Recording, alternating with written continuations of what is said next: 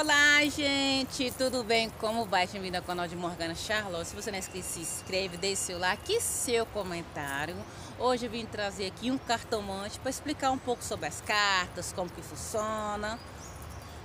Muito prazer, sou amigo viajante, trabalho com tarô aqui na região de Belo Horizonte.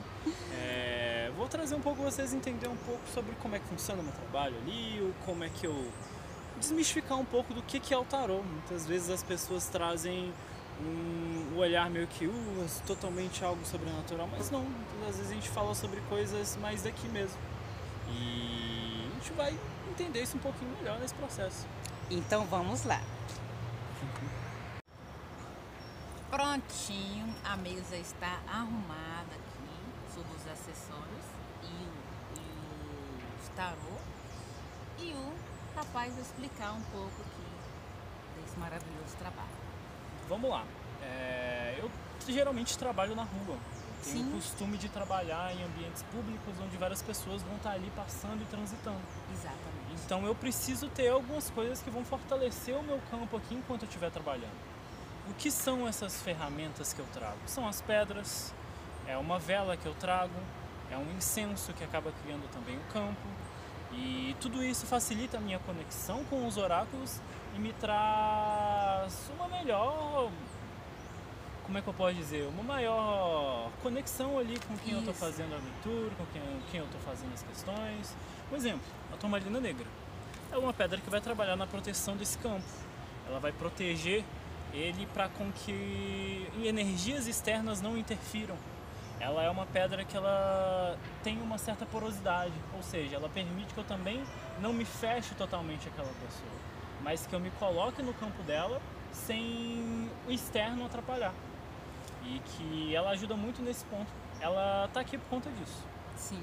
O cristal, é um cristal na verdade, né? Uma pedra mais comum, né? Ela vai trabalhar muito nessa questão da minha conexão, da minha pureza, da minha conexão. Pega aqui um pouco para o pessoal ver. Claro. Por favor, obrigada. É um cristal branco, um cristal comum. E ela vai me ajudar muito a trabalhar nessa questão da minha conexão com os baralhos.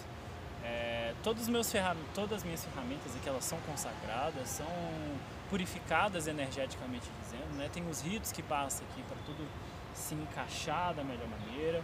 E o cristal ele que me ajuda nessa questão dessa conexão, da pureza, de me trazer a mensagem ali de uma maneira mais clara. Também a gente tem esse botão que representa a força da minha cigana.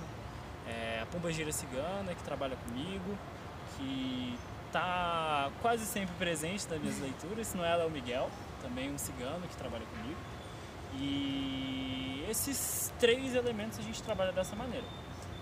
Geralmente eu faço um pequeno altar ali, trazendo a força da água, geralmente trago uma taça aqui também, trazendo o elemento água aqui para estar presente. Também sempre bom. É verdade. Eu geralmente trago uma vela aqui também, trazendo o elemento fogo, um pouco dessa vitalidade que o fogo traz.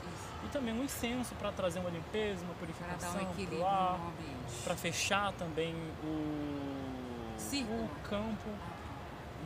O círculo. E esse daqui, se esqueceu? Também estou me esquecendo da ametista. A ametista, ela trabalha muito nessa elevação.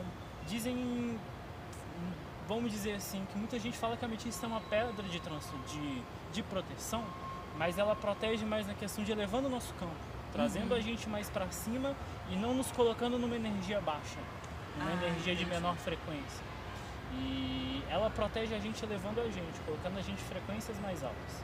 E geralmente esse pedaço aqui que vocês estão vendo, onde ficam meus baralhos, onde ficam as pedras, fica mais profundo de onde eu estou trabalhando. Isso aqui fica mais para frente.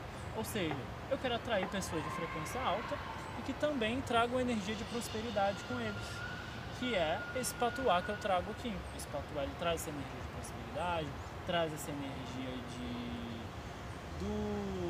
dessa abundância, né? De que todos nós temos direitos, basta irmos atrás de conquistar, né? E crer também, né? Não adianta só fazer e não crer, tem que crer também, né? É importante.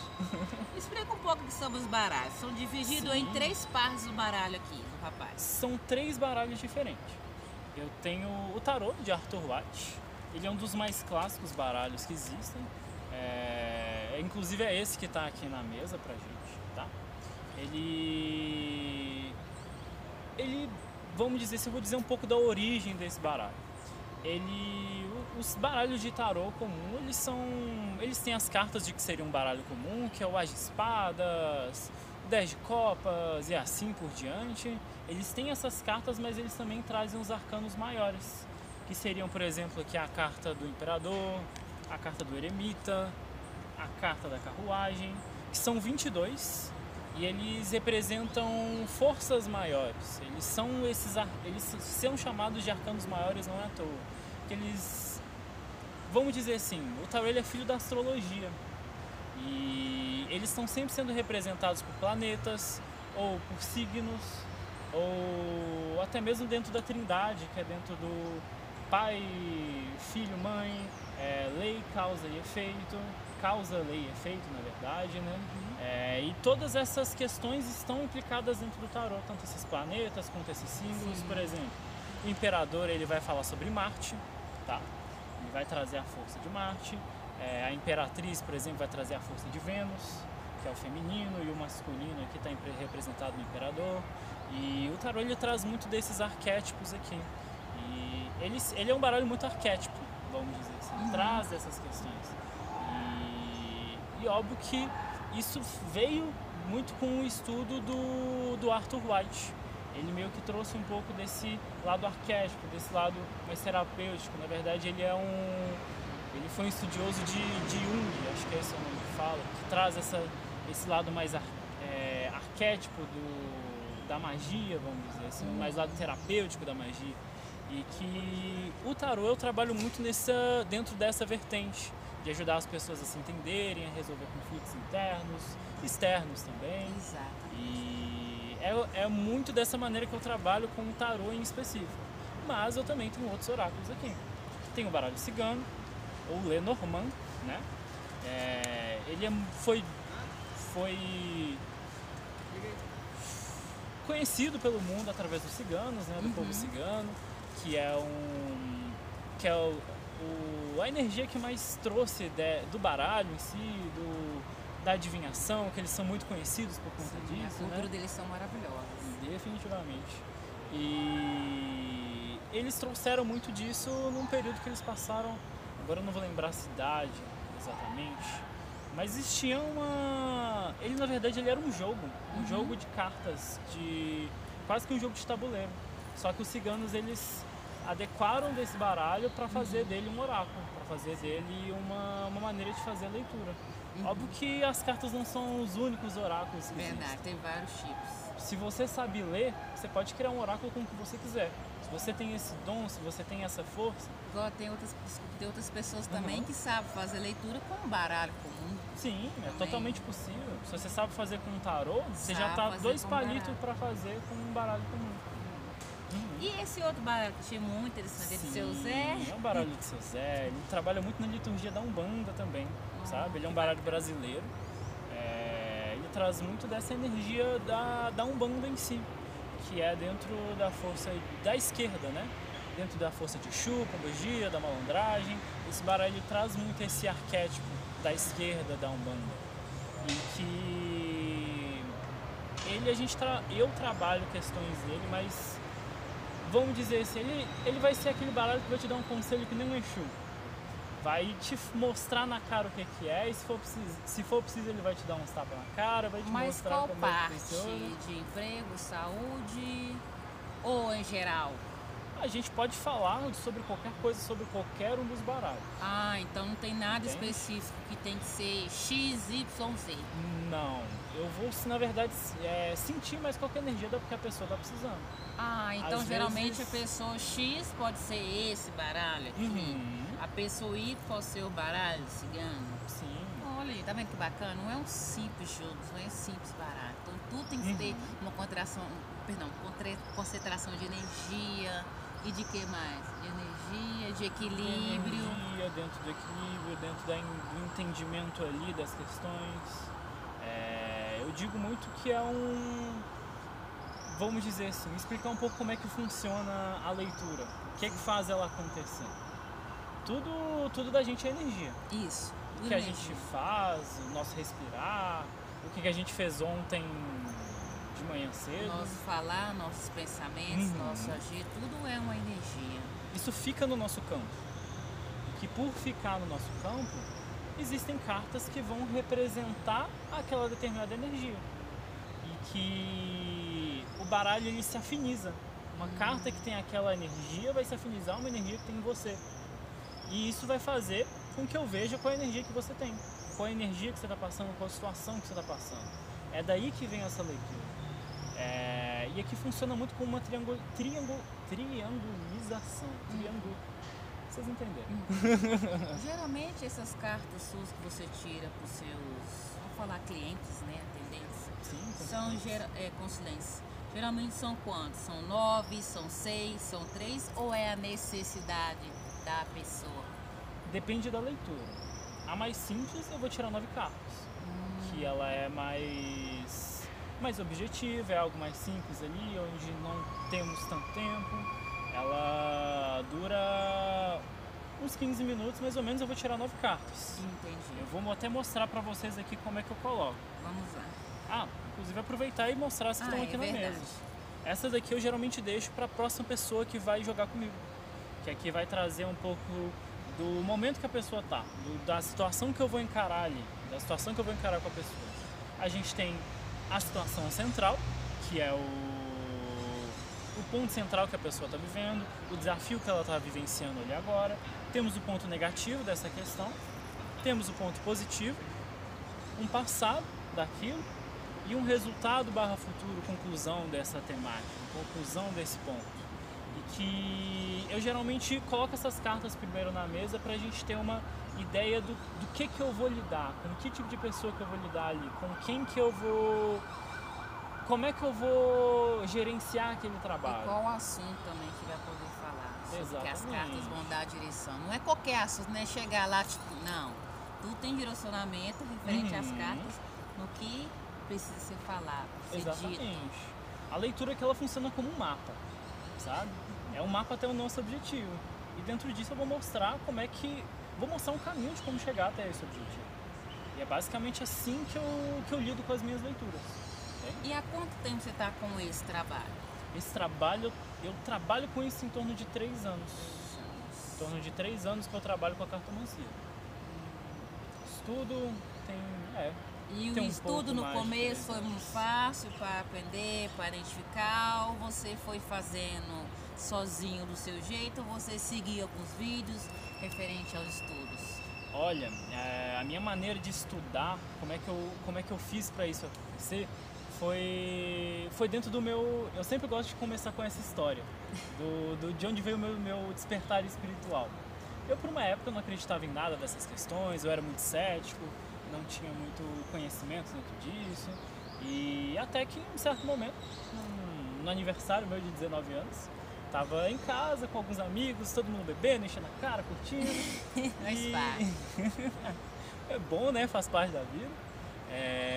E nisso, um desses meus amigos lá incorporou uma entidade que era certamente no mínimo duvidosa. E nisso começou a falar, não sei o que lá, eu sou não sei quem das contas, não sei o que lá, querendo fazer acordo com não sei o que, querendo apostar com os outros. Não era uma entidade de luz, claramente. Dentro da minha interpretação do conhecimento que eu tenho hoje também. E nisso ficamos ali por horas, tinha amigos na época ali que tinham conhecimento já sobre, tentaram ali expulsar o negócio do menino a noite inteira, a gente ficou até 3 horas da manhã lá, fazendo um tanto de questão. E nisso eu fiquei meio assim de boca aberta, sem saber o que fazer naquela situação. Mas, depois disso, eu abri os olhos e falei assim, ok, isso existe. Eu tenho certeza agora que isso existe. E nisso eu fui atrás de um terreiro de Umbanda. Que eu sempre tive uma família ali no pezinho do kardecismo, mas nunca foi muito a minha praia. Aí eu fui atrás de Umbanda, que até alguns desses meus amigos ali na época eram umbandistas, tinham conhecimento sobre, me levaram para conhecer também. E nisso eu fui em algumas giras, achei legal pra caramba, achei legal. Mas em umas pesquisas minhas na internet também, eu vendo vídeos sobre espiritualidade na internet, eu acabei achando um canal de uma mulher que falava sobre Umbanda, Candomblé e também jogava tarô. E nisso eu comecei a me interessar bastante nesse ponto, achei super interessante e comecei a acompanhar muito o canal dela ali. Eu observar ela, eu entendi muito das técnicas que ela usava, eu analisei como é que ela lidava ali com o baralho, o que ela fazia, e nisso eu, entendendo como ela jogava, mais estudo de livros, coisas que eu via na internet, cursos que eu também via, eu fui acrescentando mais a minha experiência que eu ia fazendo ali, leitura com meus amigos, para minha família, para minhas pessoas mais próximas ali. E nisso eu fui me afinizando com o tarô. Oh, que bacana. E com o tempo eu fui adquirindo mais conhecimento, fui estudando mais, fui lendo mais. E tudo isso me levou à experiência que eu tenho hoje. Também a minha experiência dentro do terreiro, que onde eu sou filho hoje já vai fazer 3 anos agora também. Foi tudo meio na mesma época, assim, na hora que eu entrei pro terreiro. Uma coisa muito rápida, né? Foi tudo de uma vez, assim, vamos dizer assim. E nisso eu descobri que eu tenho uma afinidade com a espiritualidade cigana e todos os afins, e hoje eu trabalho com eles então. Mas sobre a pergunta, na verdade, era sobre como eu aprendi, né? Mas toda é uma longa história, né, gente? Com certeza. Para quem está começando na parte do tarô, o que você tem para aconselhar aí? Quem deseja, quem gosta, quem tem curiosidade, né? Quem tem vontade de aprender, o que você pode estar passando para eles aí? Olha, o que eu aconselho para quem está começando é começar com baralhos que são bem intuitivos, como por exemplo esse do Arthur White aqui, esse tarô. Ele... Que é esse, tá? Exatamente. Mostra pro pessoal aí. Esse que a gente está vendo, olha só, vou trazer alguma das cartas aqui, por exemplo, o Imperador, o 8 de espadas.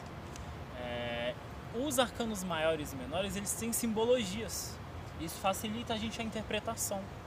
Com o tempo a gente vai entendendo o que cada carta significa do tarô e vai trazendo uma leitura daquilo. As imagens aqui elas falam bastante.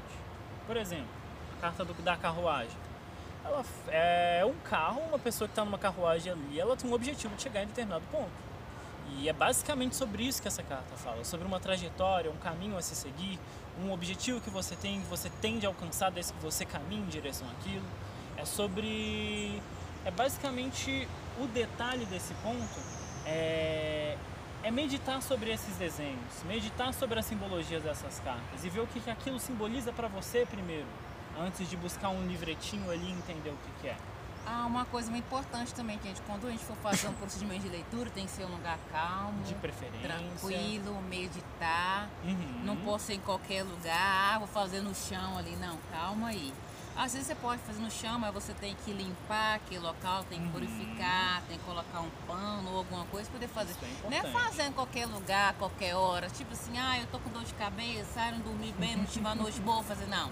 Tem que estar conectado com a espiritualidade, tá bem, tá conectado com si próprio, né? Porque não é fazer as coisas lateralmente e achar que tudo é milagre, não.